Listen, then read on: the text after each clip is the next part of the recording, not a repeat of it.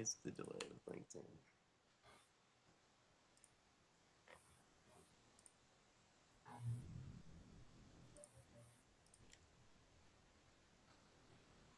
All right, perfect. All right, cool. All right, everyone that's joining us, thank you so much for being patient, especially our wonderful mentors, Irina and Nanneke. Please introduce yourselves now that we got a wonderful group that's tuned in.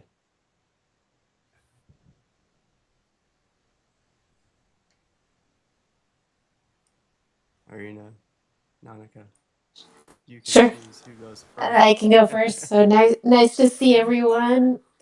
I'm Irina Kukuyeva, returning mentor. I help investors evaluate AI startups, and I probably mentor over 100 startups a year. Very industry agnostic, so happy to answer any questions. Very good. My name is Nanneke. I also, like Irina says, mentor a lot of startups every year. I am mostly focused on commercialization, product management, portfolio management, road mapping, strategy, bringing products to market. I work in a med device, in FemTech, also with manufacturing companies, anywhere in a range from startup to probably mid-size companies. So companies that have already, quite a significant revenue, but they're just not growing anymore. They see a lot of issues with their product launches. Just don't take off, or their product development is too expensive, and they don't know if they're developing the right product. So that's all where I jump in. I love it. Sorry again, new setup. These things are crazy. So yeah, I appreciate you both being here. It means a lot. Especially I want more women to be represented. It is really sad to see how difficult it is for women to be represented in so many different areas, but especially in technology and investment. I happened to see this event in Florida that was being promoted across LinkedIn, and it was for women. And the big announcement was from a man who was sponsoring the event, announcing the addition of a male counterpart investor to the panel representing women. And I'm curious, before we get started, about your own opinions and ways that everyone as a community, but especially men in these spaces, that either as organizers or sponsors or any other role, how can we do a better job of helping create spaces that are more welcoming and inviting for women to participate in and be seen, and ultimately be celebrated for their own accomplishments in what they're doing in these very, very exciting fields across not just STEM but STEAM as a whole. I'm happy to jump on that, because unfortunately I feel there has been a little backslide this year. I've been to several events where, and I won't say names, but very reputable institutions here in LA, and that I saw panels with only men. Literally 8 panels in a day with only men in the med device industry, which the med device industry is very heavily, unfortunately, still male driven. It's really hard for women to get. But just, to make it more opening, I would say, just as an organizer, thinking about diversity on your panels, just start with that. Like, how can you as an organizer agree on that? Like, and I spoke with one of the organizers at some of these events, and they're like, oh, we didn't even think about it. I mean, that's already a problem. So just the thought that it doesn't even, cross your mind that you have so many panels with only male on it. And don't even blink an eye when somebody says, like, didn't you think about that? No, we didn't. I mean, that's a problem. We just, I am a co-founder of the so-called Women's Health Collective, which we always welcome men, because we are like, yes, it's focused on women's health, but we need men in the room, because men, we want everyone in the room. But then we joked about it. We have, of course, a text group, and there was just $100 million investment in one company, and all the guys were wearing, it was only guys, like 10 guys or something on our executive team, all black sweaters. So now our joke is like, let's get a black sweater and say fund us, because they always have black sweaters. Like, look at Mark. So we're making jokes about it, but it is not. I mean, we saw this. I'm not sure if you guys have seen the ad, the Callaway Golf ad. I mean, things are just backsliding, like in everywhere. Even though the numbers, as we all know, I always say, like, everyone knows that the numbers are there. Like, if you have, in fact, a founding team that is male and female, they're the best in fundraising. Women's team, women's companies in general perform better. I mean, everyone already knows that. But it's just, there's, but every time when there's a bad investment in a women's company, look at what now happened with Phoebe Gates. The investors are immediately like, oh, are you going to be the next Phoebe Gates? They will never say that to a man. And our response is, in fact, internally in our circle, and we're always like, that's because you didn't do your research. Like, why are you blaming it on the women when you don't do your research? And that's happening the same.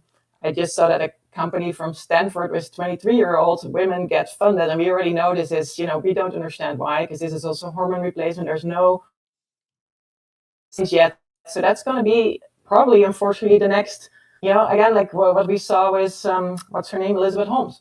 And so women always, when that happens, investors ask all the time, are you the next Elizabeth Holmes? Are you the next this? Which they would never do to men. Men get so there's so much stigma still around. And as I say, where it starts is just as a team, just think about how can we be diverse. That's my question always. I'm like, I don't need only women. I don't need only men. I want diversity. That's what I want to see. And that's also what I say to teams, like and founders. And when I see a company that, I work with a company right now that is in women's health, only the CEO is a woman. I'm like, you can't do that. Like, you need to be more diverse. Like, yet you're but they're the best in the field. You cannot tell me that those are the best in the field. If that's truly what you believe. So it's just the whole time you need to, and the same, like, I'm not a proposal of only men teams either. I mean, again, like, it should be, that's why I say I call it about diversity. That's what, and the same, like, don't only have, I mean, I don't want to say age discrimination, but I don't like only young teams. I don't like only old teams. I don't like, again, like, let's it be diverse. Like, you need experience in the room. You need new energy in the room from people who are just coming out of college. Like, you need those diversity. And I think there's nothing new. Companies have shown that if you have diverse team, it's doing much better. Again, it's like an internal thing. I feel that teams need to ask themselves all the time, are we diverse? Are we truly diverse? Like, did we look at this as diversity? So that's my 2 cents. Yeah, no, I love that. I couldn't agree more. And I, 100%. After all of that, I think my only 2 points to add to that is, when you are, as an organizer, are asking different panelists, I think what I end up actually turning down panels, because then I get asked, well, can you give the women's perspective? And I'm like, well, I can only give my perspective. I can't represent everyone else or anyone else, because we probably had a different experience. And then I think what I've appreciated, Gary, about your events is kind of the implicit code of conduct. Like, you have to be a good player. On Discord, you kick people out. I can't tell you, like, how many events I go to, and I just don't have a positive experience with some of the attendees. And then it's okay. It's I'm sure we've all experienced it, and then how that handles after the fact. So I think, and yeah, I agree. When I see a team of, and I've actually seen, it's been interesting judge. So me and Nanneke met, we were judging and do still judge medtech startups. And I heard a pitch, and they were women's fertility, and it was an all guys team. And then there was another startup where it's like women's fashion about fit, and it's all men. And I'm like, how are you relating to that? Yeah, exactly. Which I appreciate you're trying to solve, but Yeah. and it's already three guys. It's not one guy. It's already, a team of three, and then we start talking about fit, or and it is a different, to the point where, when I'm evaluating the teams, that will come back also when I'm giving feedback to the investor. If I were diligencing that, would be, well, how are they, what is that customer's perspective? Like, how are they getting that? Yeah. Yeah. No, I really appreciate all of that. And like that, starting backwards, Yeah, there's such a problem in startups and entrepreneurship as a whole where people get really gung ho on chasing money, thinking that's going to be easy money, being like, oh, that's a hot trend, that's a hot market. Oh, we can figure that out. I'm smart enough, right? It's just like the most arrogant thing when they lack the insight, the experience, the lived experience to be able to understand what existing systems and workflows and essentially like products or services that are already there or that people are doing to like cobble things together to try to address their own wants and needs. But then like to hear that it takes it to a whole other level of arrogance. And it's just something that's so, I don't know, weird. It's very weird. But Mm-hmm. yeah, I also appreciate Irina too. You saying like, it's not about the women's perspective, but women representation, and Nanneke, you as well. You put that so well, and I hope people listening and those that might find this later really take this all to heart, especially again if they're in positions of power and influence that are designing these events and picking who to bring into these events. And it's this like disconnect of understanding what the mission is and the values that they're trying to hopefully, you know, support and put forth in the world with their actions and how those actions are not in alignment to that and they're actually working against it. Um, so I think that was a wonderful starting point. I was very interested in. I also wanted to hear that too, having experienced that recently on LinkedIn and being like, what is going on?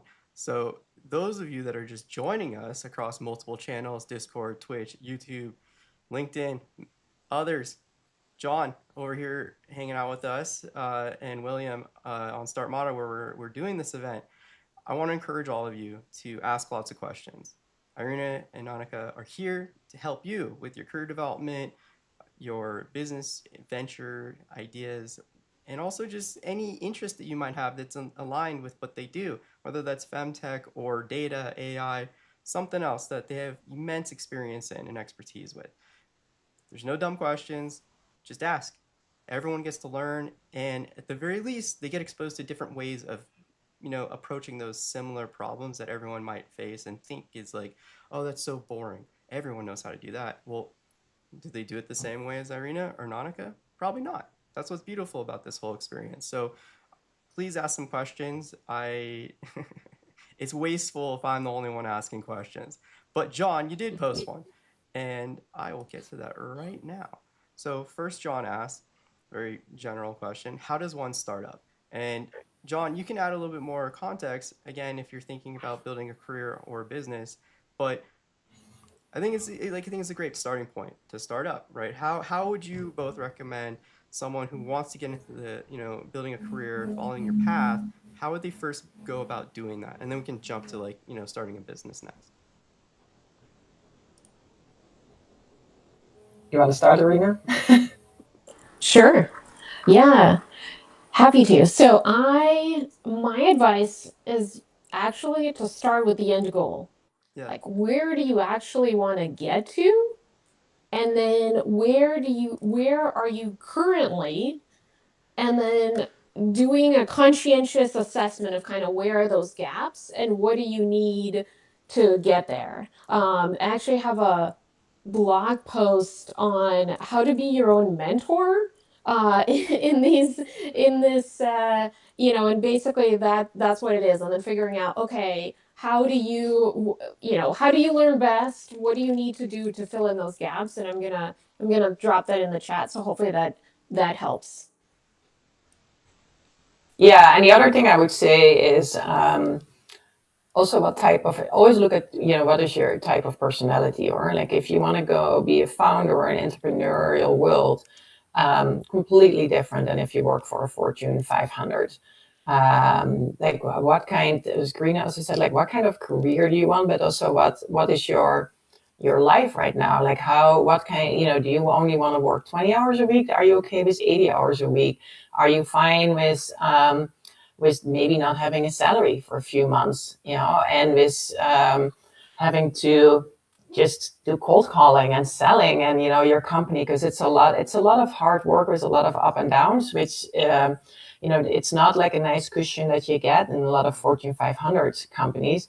And the pressures are different when you work for a Fortune 500 or when you work for a mid-sized company. So there's nothing wrong with saying like, this is not for me, or hey, I don't want to be the CEO, but I would like to live in that environment, because being a CEO is again a completely different job than being in the C-suite or a contributor. Or so you need to know yourself really well, I would say. And there's also nothing wrong with saying maybe not now, but later in the future. And that's because especially when you're young in your 20s, it looks like, oh my god, I need to make a decision right now. I mean, I can't tell you how many people have not become entrepreneurs till they're in their 40s, 50s. So there's nothing wrong with that. Or switch careers completely. And nowadays, because people get older and we stay younger, people are even starting new careers in their 60s. So don't think you're too late. I mean, that's what I hear from a lot of young people, like, oh my god, I'm 22 and blah. I'm like, you're 22. I'm like, you know how long you still have to work? Like 40 more years at least. And if you're lucky, maybe less. But what is 1 or 2 years, out of that? So take it in the bigger perspective, and try not to compare yourself to others, because everyone is on their own journey. And that's the hardest of everything. Of course, we always compare ourselves to others. Like, hey, why is this person already there? Why is this? And why I'm not there? Well, you do other things, and everything should hopefully take you eventually to the point where you want to get. But it's not going to be a straight line. I will tell you that already, and that's perfectly fine. Like sometimes it's 2 steps forwards, 1 step back, and it's like you take a step, but don't be too hard on yourself, because that's what I see a lot. And I'm like, no, that's the journey you want to take. Enjoy the journey, even though some years might be really hard. That was amazing wisdom from both of you. And I like the idea, the theme of not going too fast. And Arino's done this many times with us, and it's a common statement: go slow and steady. And yeah, because it's part of the journey, and you'll be more mindful of the lessons you're learning and how to apply that to develop more wisdom and make the entire process more efficient, more enjoyable, more effective. And you end up not doing what you want to accomplish. You end up figuring out what you want to do. Much like you said, maybe CEO isn't the right role for you. Don't rush into that. It's good to like definitely figure that out. And I'm curious too, like if someone wanted to explore different career paths, how would you recommend they connect with mentors like yourselves to either have conversations with you to kind of get an understanding of what it's like to be someone in your field, in your career, but also maybe spend some time with you, maybe even shadow you? Is that even like a possibility for people to do? I would say so, yes. I mean, that's a great way to do it. Or like go to conferences, go to events and meet people who are in shoes that you would like, and just talk to them. Especially when you're a student, people love students Yeah. because there's no secondary motive most of the time. Or like, but be also very transparent. I mean, if you want a job, just let them know and don't come back later like, oh, I really wanted a job or something, because that people don't like that. But even if you're already working and you say like, I'm considering this or that, I mean, yes, go to events, meet people, ask them if you can do exactly what you say. Like, hey, can I talk to you a little bit more? People love giving advice, love giving advice. As long as you're honest and not want to sell them something eventually, or don't want to, I mean, because then that's not going to go well. Yeah. Um, but yeah, shadowing, a lot of people would be open to shadowing. I mean, not don't ask them on the first call, but just build a report, try to learn more, see what you and then and then I would say like, hey, take it from next step. It's a little bit like dating, or like you don't ask on the first date if you want to marry.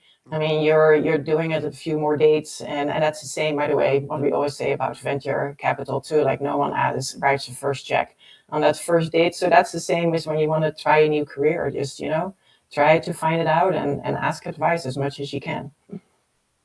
I love that so much. Yeah, completely agree. I would say completely agree with events. And I would say, especially if you're in school, there are mentorship programs and there are events on campus. And so those are more, people are more opted in. And if you're a startup, accelerators have the mentors, they are committed to meet with you. I think Yeah. one of the things that's always, I really get bummed about is I mentored a lot of accelerators, and Do you know when everyone reaches out? The day before demo day or after demo day. Nobody's meeting with me every week. They literally could be meeting every week, and asking questions. And so the opportunities are there.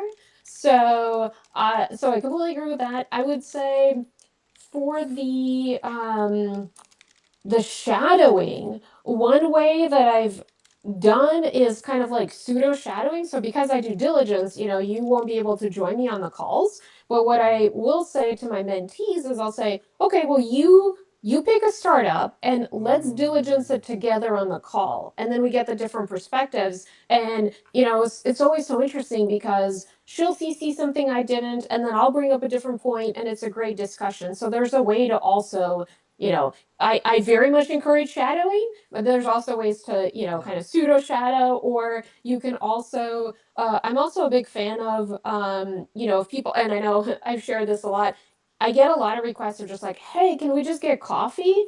Like, I would end up like not working if I just took everyone out for coffee, which, as much as I want to help everyone and why I enjoy also sending people to office hours.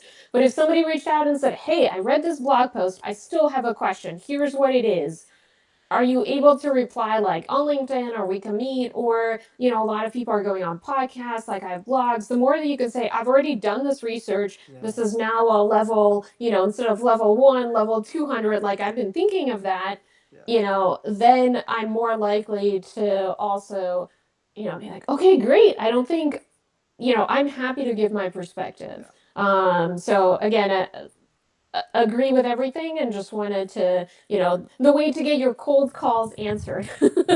Yeah, yes, exactly. And I always say, like, we have to do the same. Irina and I have to do some cold calling too, and we have to sell ourselves too. I always say, like, hey, can I just have 10 minutes of your time or 15? Yes. Just ask very short timelines. Don't ask for hours. And as Irina says, definitely not coffee, because, then you need to drive somewhere. Nowadays, what we do over Zoom is so fine. And if there's more, there will be more. And then in person, or you will say, like, hey, I'm going to this event. Can I meet you there?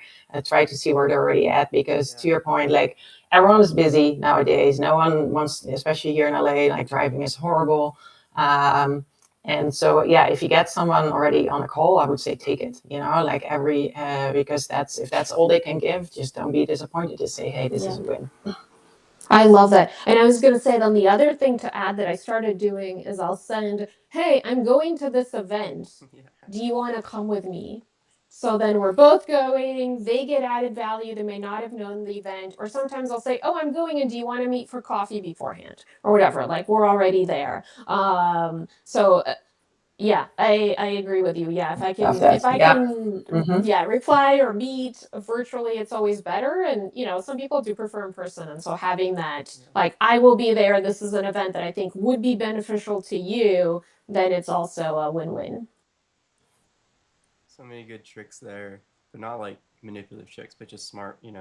Being respectful of people's time, and yeah, like, or you've said this many times about being aware where you're going to be and where they might be as well at a conference or an event, and using that as an opportunity, because there's a good chance that someone will want to maximize the amount of time that they have while they're in a location that they're not usually in, especially as you said, Nanneke, if you're in a metropolitan area with horrible transportation where you are sitting in traffic to go, like 3 miles, and you're in the car for 30 minutes minimum, like, yeah, it's going to be a good thing to give them that opportunity to get more out of that investment of time.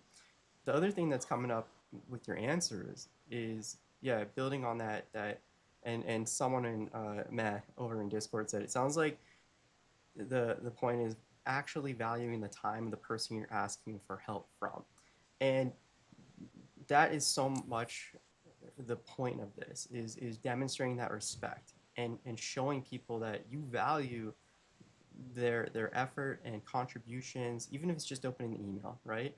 And the thing about it is, that I hear often with many different mentors, is they want to know that the investment they're going to give you through their favors, their time, their insights, their feedback, all that stuff, it's going to be meaningful. It's not just like, you know, hitting the surface level and then evaporating, right? In one ear, out the other is like, a common phrase. And so often from mentors to investors to even like, people that are being asked, do you want to be my co-founder, right? From a non-technical to a technical person. It's so much, can this person demonstrate that they're putting in the effort, that they actually care, and my contributions are going to be meaningfully like respected and valued by this person, instead of like, using me for, a waste of time or free labor in some cases.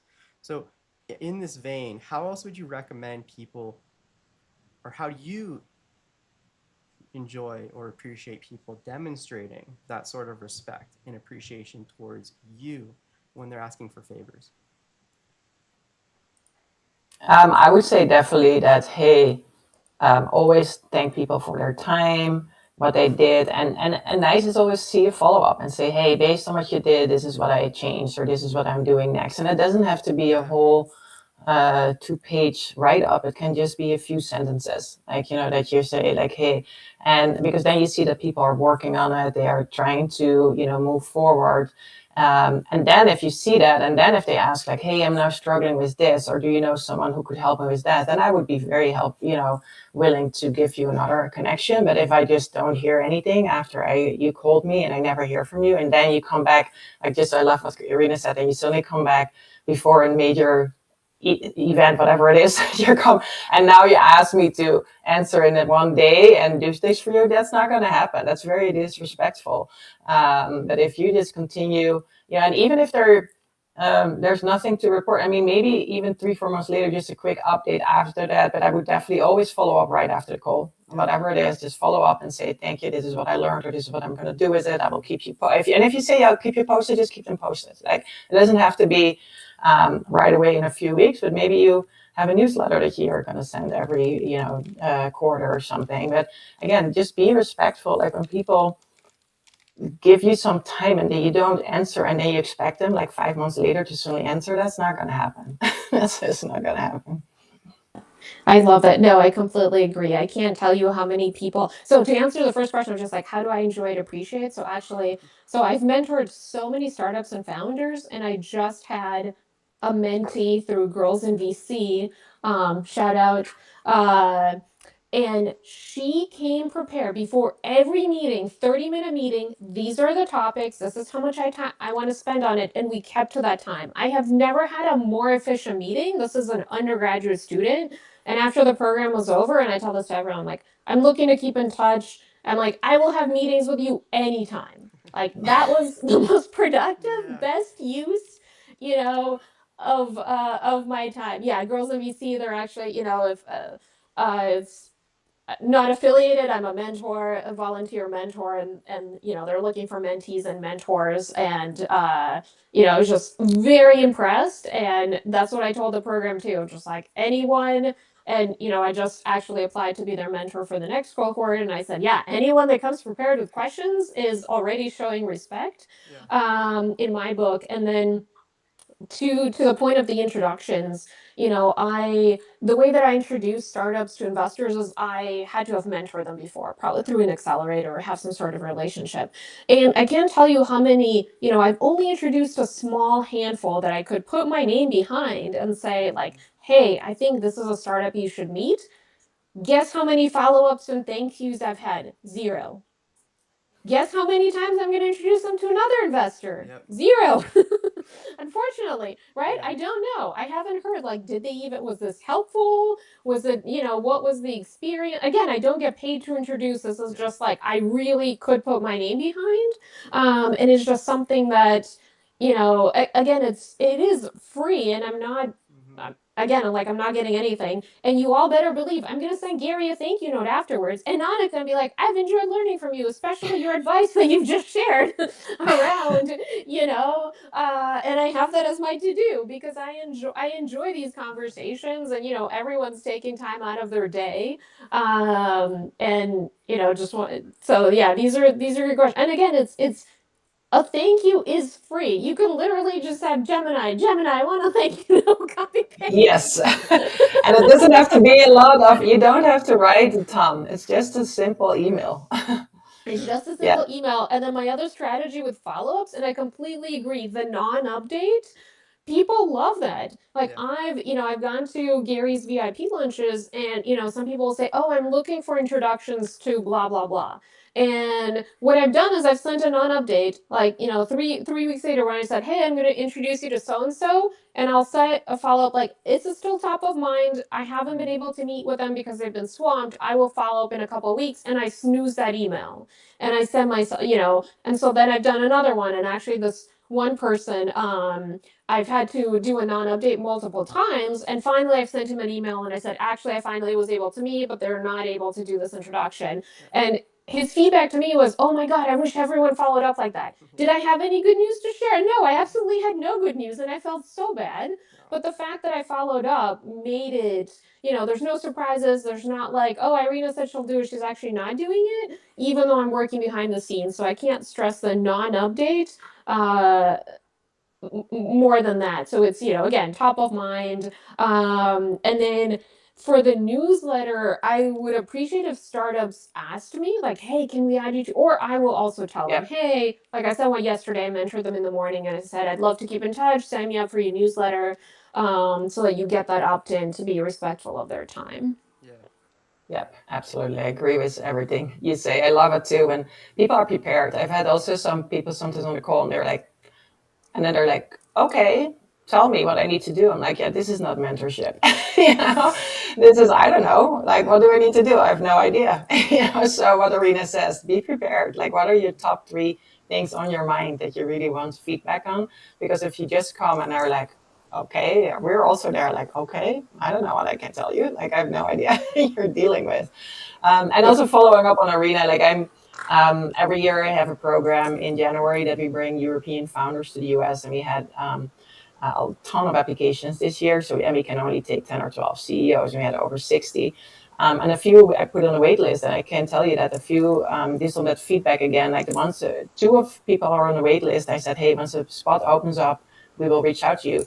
Of those 10, I think two replied to me and said, like, oh, we're still very interested. Keep me posted. Guess who I'm going to write back first?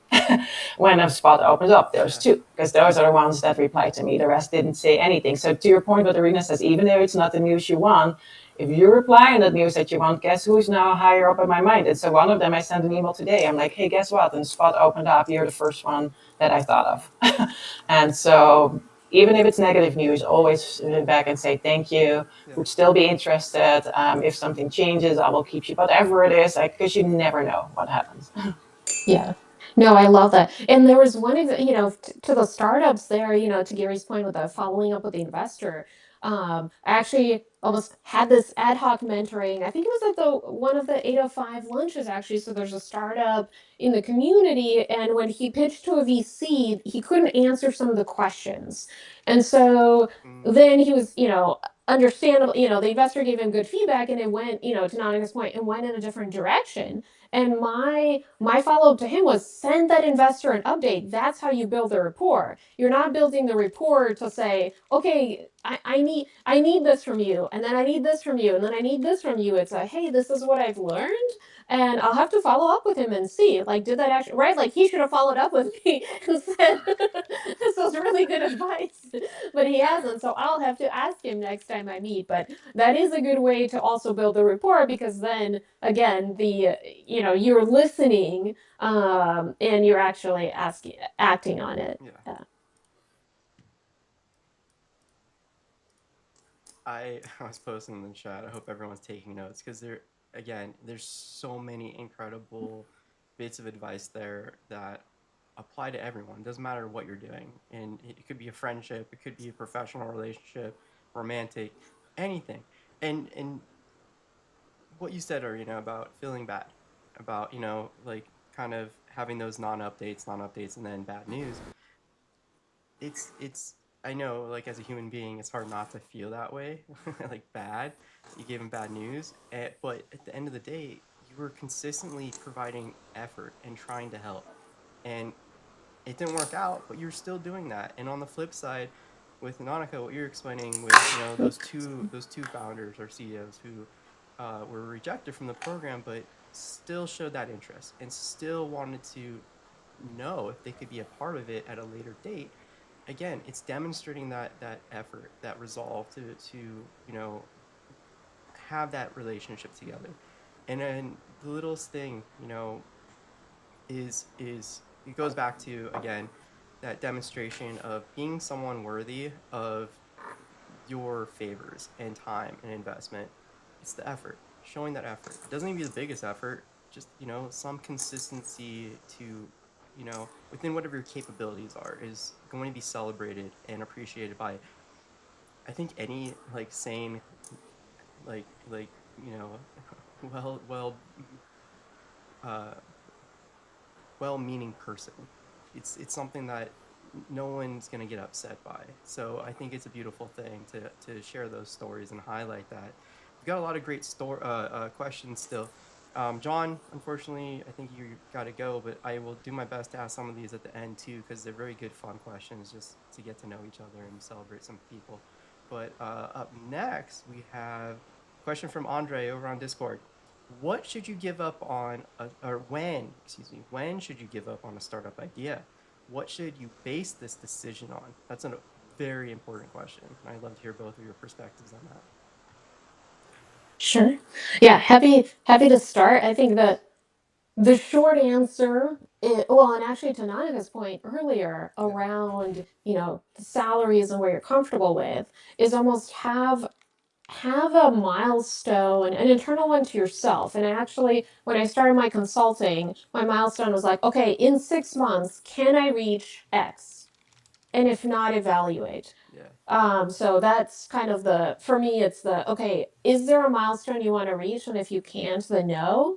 I think that'll be my top question, my top answer. And then I think we can dig into, I don't know, Nanneke, if you want to add anything. Yeah, I think the same. I mean,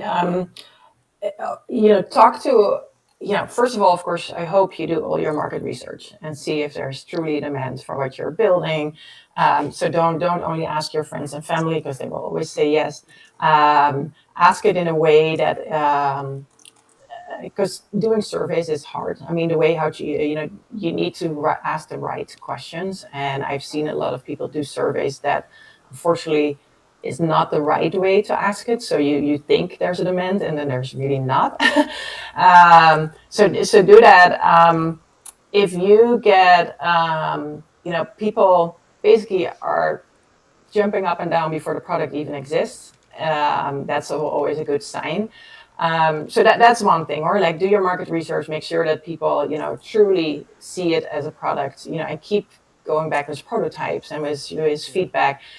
So that would be one step. And then the other one, what Irina says, is the same step. Like, hey, but then now you need funding, or like, do you get grants, for example? Do you get non-diluted funding? Do you win competitions? Are you able to get investors to say yes to you, or do you have? And this is, your family and friends round first. Like, that's also how a lot of people start. Do they want to invest? And if you don't have, so then it becomes really a money question. And there's a lot of companies that even after grants and non-diluted funding, they can't find any additional funding. I mean, the valley of death is real. And it's right after that, but it's also, even if you have your first round, like after Series A or B, I see a lot of companies die because they can't just commercialize. They don't know how to. They didn't think about it, and then it's like, again, like, hey, you need to set those timelines. What Irina says, we're running out of money by this time. If you don't have it, what's our plan B? What's our plan C? As an entrepreneur, you need to have multiple plan A, Bs, and Cs. To see what, if things change. And that should hopefully tell you, like, yeah, this is the time to say, we tried, we couldn't get that funding. Let's just go to plan B, which is maybe, hey, we're selling the assets, or we're whatever it is. Because, yeah, that's unfortunately the reality of startups. Like, not everyone will succeed. And but yeah, you need to be smart about it. Like, we also see people say, like, oh, I almost stopped, and then we always hear the stories. They're like, I almost stopped and I went through and now I'm this billion-dollar company. Well, that's an exception. So don't look too much at that. But if you're struggling already for 2-3 years and you get no funding and no one really likes your product, I think that's a great sign to not move on. Yeah, I couldn't agree more. I would say, but I just learned about, there is speaking to your point about grants, there's SBIR if you're in Los Angeles. This is coming up end of September. I'm not affiliated at all, but this looks super interesting. Never heard of this before, but yeah, they have this. Obviously, I think people have heard of SBIR grants, but I didn't know there's a whole conference dedicated to that. So, yeah, I think my other advice would be, if I had to, is don't do personal loans to fund your startup. I probably, if you're considering that, then it's probably time to quit also. Yeah. That too is like appreciated in terms of like calling attention to the risk factor. And yeah, if you're struggling and you're thinking about taking out a personal loan, it's probably not gonna be the fix. It's just gonna dig the hole much deeper and add a lot more risk to what's going on and potentially serious material consequences that can follow up. Yeah, so yeah, thank you for calling attention to that. Okay, let's see what's next. Hopefully, Andre, that helped out. Let's see. Melanie Dabu on LinkedIn asks, "Hi, I'm the proud proprietor of a boutique executive search firm that is also a certified B Corp, which means we hold ourselves to a higher level of social impact, transparency, and accountability. My area of practice is technology. The intersection of AI and robotics is a hot one in the hiring landscape. As a recruiting firm, what can we do to ensure that we are working with companies that hold the highest standards of ethics and social responsibility?" Awesome question. Awesome. I love that. Yeah, for that, I would say my two. So, whenever I interview an executive team, my two favorite questions are, one is, what is your communication style? And the other one is, something didn't go as expected. What happened and what did you do next? And those two are so eye-opening because you would think you would have the exact same answer. No. And I just highly encourage, and I know, right? This is nothing about AI or technology, but you just get a lot more around the self-awareness. And some people will be, when I ask about the communication style, they're like, "Oh, what is that?" You're like, "Uh-huh." And then I'll stop there. Yeah, no, I love those questions. I always ask those too, especially like, tell me what went wrong and how did you do? Because you can see how resilient they are and how they work with others. Another question I always love to ask is everyone in the team, like, okay, who can make this decision? Like, what can you decision? And you will be surprised how many people give different answers. And if everything is like, oh, those decisions have to go to the CEO, that's not a good company to go with, because you want your C team to have certain level of decision maker. And I would say, well, that if the CEO still controls everything, that means you have a CEO who really needs to maybe mentored and say like how, because that company will have a hard time growing. But those are some questions, as you say, it's all the soft questions, I call it instead, because a lot of the other things you can find out, or like if they're technical savvy. I mean, there's so many, you can figure that out with even doing a small, giving them a small assignment or something. But really those soft questions are the ones that you will learn Yeah. you exactly how the team is. And ask the same question. I always ask the same question to the different people in the team. And if they all answer the same, then you know, like, oh my God, this company knows, their culture, they know what they're doing. But if they all answer something like Irina says, something different, you're like, oh, something doesn't seem as it should be going here. Yeah, I love that. Yeah, and I would say that reminds me, because my secondary question then, or the third, will be the top three priorities for the company, and I ask that Yeah, of that's a good everyone. one too. Yeah. Yep. Yes. If they say all three different top priorities, then you know that the CEO is not doing a good job of telling the team what the priorities should be. Yeah, I don't think I've met many companies who are on the same page. Actually, even when it's a team of two, that's the most interesting. Like, right? Like that happens in big companies, but team of two, team of three, and and then that's my feedback too. Yeah. Yeah. I would say in general, I mean, the big thing with companies and why companies fail is we call it the big C, or the C of communication. Yeah. It's all around communication. Like it's all what Irina says. Like, hey, does really everyone know in the company what the three main priorities are? Do we really know where we want to end the year? Do we really know what our, where, how much cost our products should be? And you will be surprised, as Irina said, how many small companies don't know. They're like, oh, we're just selling. Well, what does that mean? Like, do you want to reach $1 million or $5 million? Because that's a huge difference. Oh, we don't know. What do you mean we don't know? Yeah. So either, and then so those are, yeah, it's all around communication. And if communication breaks down, ooh, it's so hard to grow companies. Yeah. Yeah, I think too, like, and Arena, we've talked about this a lot as well, in the rush to get to where you want to be as quickly as possible, especially in, this new age of online gurus and experts everywhere, especially that are grifters. There's this push to kind of like, push back on anything that could be more traditional corporate kind of like, business best practices, to the point where people don't bother to do the documentation or foundational work with what their business is, and that skips the mission, the values, the culture that they want to, represent and connect with.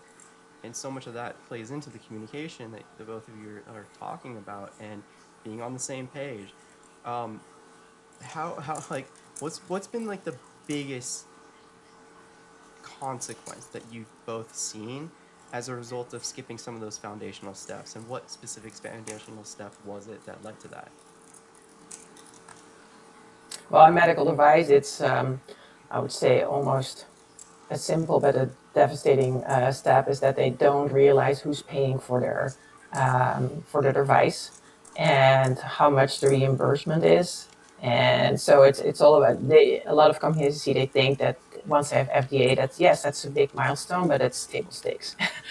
We expect you to get that, and then it's really covers claims, who pays it, and I see that many times not being considered from the foundational. Like, is this a business? The other thing that I see too is um, that they ask the wrong claims from the FDA. So they do have an FDA approval, but then they can't claim anything because they didn't think about what they can claim. And now you have a product, and basically your commercial team can't really do anything with it because we didn't do anything around claims. So in general, I see, because of course I work on commercialization, that a lot of companies start too late thinking that.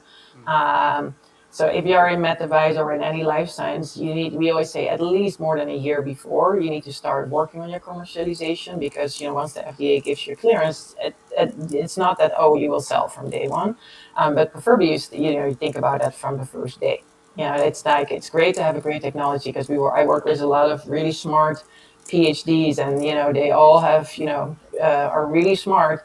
But the product doesn't sell itself. It doesn't sell itself. We wish it would, but it doesn't. And there's a lot of people involved in the steps, like to sell, and that's like, from hospital VAC committees to the covers and the claims, and everyone else. So there's a ton of people involved, and that's what I see in that foundation, that a lot of people just don't even think about. They all think about their products, and that's also what I see when I coach people on their pitch.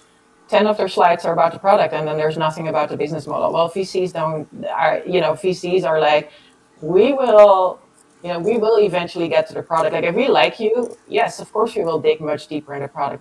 But my first relation with you, I want to see what the business is. I want to see how you make money. I want to see what your margins are. How can I get my money back? And people are, sometimes upset about that. They're like, but I want to talk about my business, about my Yeah. product. I'm like, I hear you. I'm like, you're invested in your product, but it's the same with other startups. Or if you can make money out of it, it's a hobby. If you can Yeah. make money, it's a business. So Yeah. Oh, I couldn't agree more. There was, and actually, to your point about the pitch and the, focusing on the product and the tech. And there was a founder that I mentored on Tuesday, and she came in and she said, the investors are giving me feedback that they don't understand the business model. And I'm like, well, that could be two parts. One, they don't understand the business model at face value, or two, they don't understand to Nannike's point of like, how are they going to make money, and how does your company even make money? And also that still falls down into the problem. Like, what is the problem? I think you probably talked about the solution, and I'm sure as all startups, they talked about the AI and the tech. And so to Gary, to your question about like what consequence, like what founders skip, and I feel like to Nanika's point also is they skip the foundation, and so they think LLM will just solve all the issues, like auto magically things will just work, like the data will just we'll just have Claude do everything, we don't need the data, we don't need to figure out what's going on. Yeah. And actually to Fatima's question of what would you advise them to founders to focus on, so I actually answered this in the chat, and there was another one I answered in the chat, but it's about figuring out, okay, well, how does your business work? How do you get to the point to sell to the customer? What is going on? What are those touch points? And where's that friction to the biggest value and the biggest revenue? And so you're kind of working backwards from what you're optimizing for is then, okay, if somebody gets the aha moment, whatever that means, it takes 10 days and then you get revenue. Can you make that 7? Can you make that 2? That's the thing to optimize. It's not the, and then do you know like how many, let's say, with the downloads, or if it's a med device, like, okay, they got the med device, they picked it up from the office, let's say, and Nanneke, correct me if I'm wrong, I feel like most med device startups are just like, well, the customer will just pay for it. I'm like, I know, well, how much more things do I have to pay out of pocket? Yes, exactly. That's what I hear. And then if they say that, sorry to interrupt there, Irina, but if they say that, I'm like, do you know how expensive D2C marketing nowadays is, and how much? I mean, people think, oh, I'm just going online. I hear that a lot too. Oh, I'm just going to put it on Instagram and Facebook. I'm like, you know how much noise there nowadays is, and how really expensive it is to cut through. Yeah. It's very expensive. It will cost you. The companies that you see being successful, they spend thousands of dollars on ads and on content and on all that stuff. And again, there's always exceptions, that we have that one company that has one good that goes viral, which no one knows, but don't look at those. I mean, those are exceptions. Yeah. But yes, I absolutely agree with you, Irina. Like, that's too much. Like, oh, they will pay out of pocket for it. Yeah, maybe a few. Most of the Americans don't have money for that. Mm-hmm. Yeah, you didn't interrupt. No, this was great. Yeah. Yeah, that was so important to hear from both of you. And again, it's touching on very critical steps that many people overlook, or they outright disregard, thinking that, they don't need to pay attention. Or, as you pointed out, Nanneke, they're looking to outliers as if that is what they can do just because they've done it, before them, without recognizing the myriad of different factors that are at play that may or may not exist between two parties, two situations, environments, all these different things. And that's like one of, you know, again, one of these toxic kind of mentalities that's overshared and over promoted across different business and entrepreneur startup communities is that, well, I've got validation because that business is a $1 million, $1 billion unicorn. So why can't we do that? I'm going to tell the investor that because they did that, we can too. And it's like, no, you're not the same.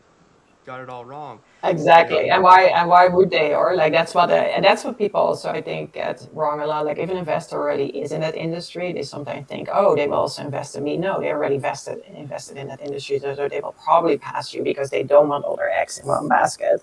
yeah, And the other thing, I mean, we always say that, I mean, don't think you're Steve Jobs. No one is Steve Jobs. No one is Elon Musk. Those are three exceptions. And just say to yourself, I'm not that. I mean, just be realistic.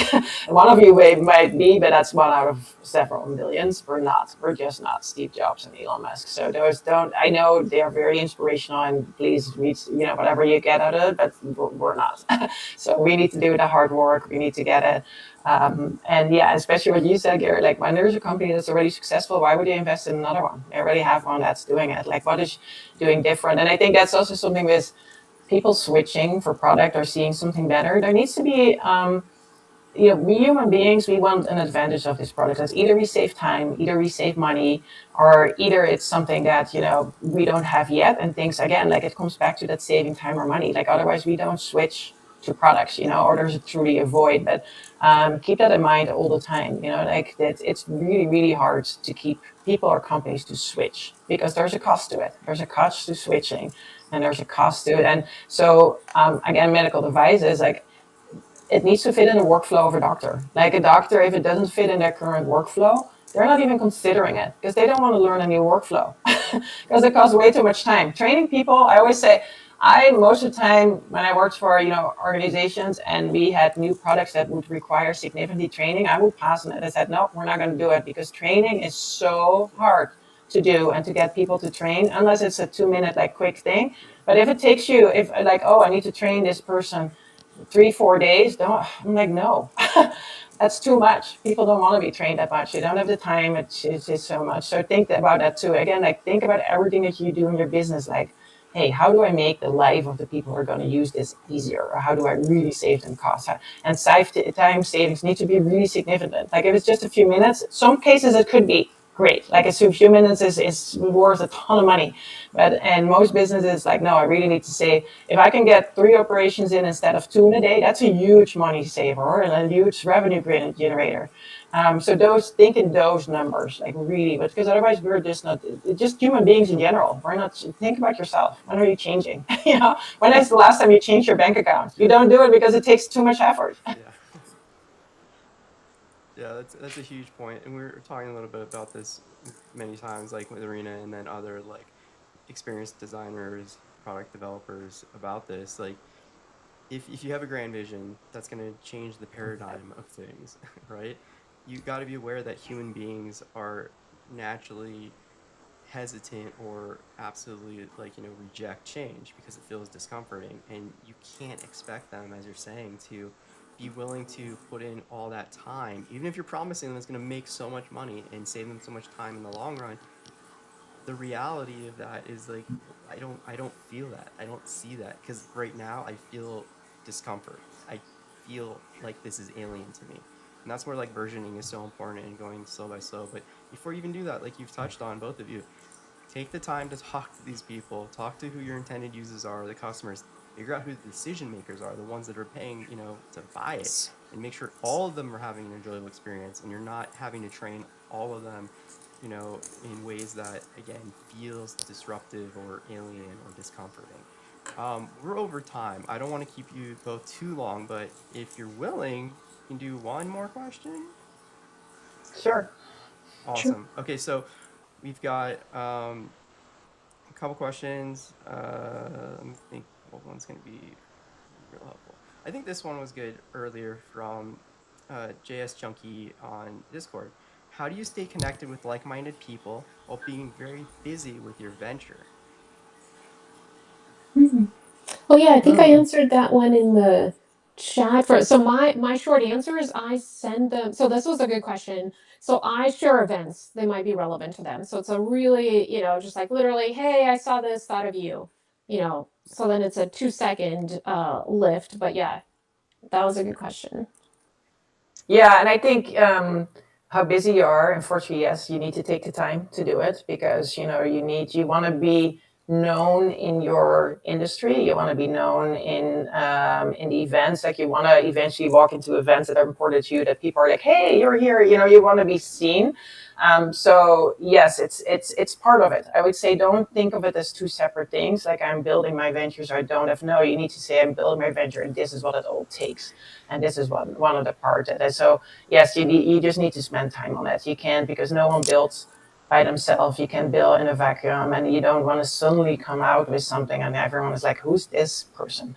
Like, or whatever. Yeah. So that's why, what Arena says too, it takes time to build relationships. It takes time to talk with VCs, and it's all part of your job. And that's the job of the CEO. I mean, the job of the CEO in a venture is to raise money and do relationships and set the strategy. And hopefully, you have a really good team who can run with that. Because you will need to spend 60-70% of your time on those things to be the face of the company, to be out there. And I know that's hard when you're just starting and you have one or two people, but you need to make the time. When it comes to that balancing act, too, how do you both approach that? I know, Irina, you've touched on this a little bit, but Nanneke, how do you approach, like, that balancing act of work and then all your personal life, but also prioritizing what you need to do to take care of yourself and your loved ones if you have people to depend on you? while you're trying to Yeah. focus on all these incredibly, serious ambitions. hmm I mean, one thing I always keep in mind, and I think a lot of people maybe, is like, if I don't do this today, is something gonna happen? Like, if I wait till tomorrow, like, is the world gonna end? If, like, so that's a way to prioritize. Or many times I'm like, no, that doesn't really matter. Like, I can do this tomorrow. So don't think everything has to be done today. Of course, there's always things that have to prioritize, but that's what you have to do. You have to rigorously prioritize. Like, what's really my number one thing I want to do today, and be happy with it, even if it's just one thing. Because if you have 20 things you need to do, you don't do them, and you do them really not well. So you need to keep that prioritization. And the other thing you asked personally, I think that's for everyone personal, because some people love to get up early in the morning and say, hey, I just do 2 hours of emails in the morning, then I do a run or something, and then I do this. Some people like to do it after dinner and say, hey, I'm still gonna do a few hours, but I would definitely build in every day that you do some time to rest and relax, because no one can work for 10, 20 hours, weeks after weeks. I know it's very, Yeah. right now in San Francisco, everyone is like, oh, the tech bros, this and that. I'm like, yeah, maybe, I don't think it's healthy. I personally would not want to work for a company like that. If that's your spiel, just do it. But eventually, that's why everyone is so young in San Francisco and leaves or after 30, because they're like, yeah, this was nice, but no more. And that's why they offer you all these amenities on site, so you don't leave. Just make sure that you don't leave. And maybe you can do it for 1 or 2 years, but I would say, like, no one's going to do it for a long time. I mean, they say they do it, but they can't. I mean, your body just can't. And again, this is priorities. What you said too, Gary. Like, what are my priorities overall in my life? Like, what do I want to do? Do I want to have a family? Do I want to spend time with them? Do I want to? And then you will prioritize accordingly. I love that. Yeah, I couldn't agree more. I will say I agree with that so much. And I, to the point of prioritizing, I try to, limit myself to a few events a week. And my goal is, when I go into an event, is just have a genuine will I have one genuine conversation or learn something new? And then, that's kind of how I evaluate probably an event. And helps me also prioritize. And then if I end up signing up for too many, then I'll, see, okay, what's recurring? What can I move back to your Yeah. point of, does this need to happen this week? And then the other part, I actually, when I talk to founders, going to our point about communication, Hmm. there was one founder that, if literally it's in one accelerator, and they've tried to schedule time with me, and then like reschedule at the last minute, and this has happened 5 times, and finally after the third time I'm like, okay, if you do this again, we're not meeting. Yeah. Like, I just can't do this. Like, this is literally an hour somebody else Yeah. cannot meet with me. Now you're taking somebody else's time. And so being a lot more uh you know considerate, to our earlier point of, like, Yeah. everyone's time also when you're scheduling things. And the other thing that I do is that if somebody does request for time, how flexible are they? Like, right, like, I've had Hmm. founders somehow, like, I'll meet them and they'll say, okay, can I add you to our recurring team meeting? I'm like, we just met. What? Like, I don't understand. So all of the earlier points are valid. Yeah. Just wanted to share those stories. Yeah, no, and I love what you say about events. I think, what I do a lot, like, sometimes you just have to try out events because you haven't been there before and you want to try. And I'm exactly like you, Arena. I'm like, if I just get one good conversation and one full connection, that's good. And the event was a success for me. But I'm also events that I'm thinking, that I've been before. I'm like, should I go there again? Like, maybe not. And then maybe I go next year again, or I go next month again. So you will learn from the events, but that's also why it's important that you have your community, because you can ask other people, like, hey, did you get something out of it? What do you think of this event? So you don't have to try to all discover that yourself.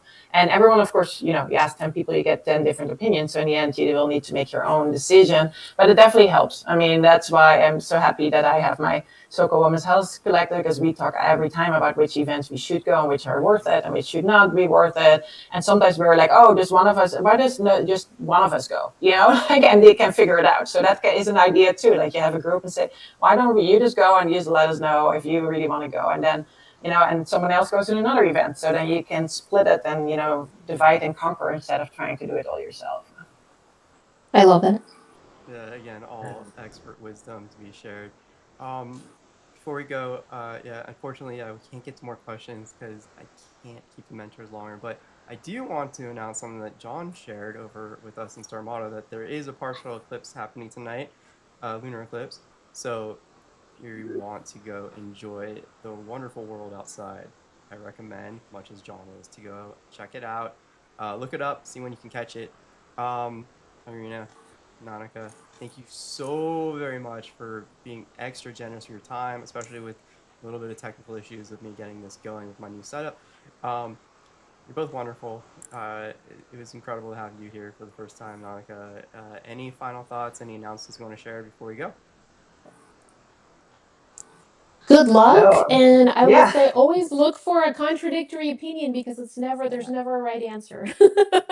Exactly. And the good thing is, talking about AI with that's a great use I feel of AI. I always ask them like, what did I forget? Like, and what can somebody, to Irina says, like, what are poke some holes in this, and don't take it personally. I always say that to founders, don't take a lot of that feedback personal. This is all business related, and you don't have to take all the advice. In the end, you take it and make a decision, because again, if you listen to 10 VCs, they will have 10 different opinions on your pitch deck. And but to your point, like, hey, it's always good to get the absolute negative feedback, even though it will crush you, but it's good to why people, and your reaction defines how you move forward. Like, you can say, that's great, because he was anyway not my customer profile. This is, again, know your business. Or, oh my God, if one of these things, should more people think like this? Do I need to ask more people like that? But yeah, I'm like you, Irina. Good luck with everything. This was great to be here. Always happy to answer any questions that people have. And yeah, look forward to more. Yeah, same here. Have a good rest of your day, everyone, and looking forward to doing this again in a bit. Yeah, Awesome. exactly. I'm so grateful for both of you. And yeah, LinkedIn URLs are on the event pages, so anyone that's curious can definitely check those out. And thank you again so much. And everyone, have a great rest of the week before the weekend. Take care, everyone. Thanks for You being a too. part of All this. right. Thank you. Bye.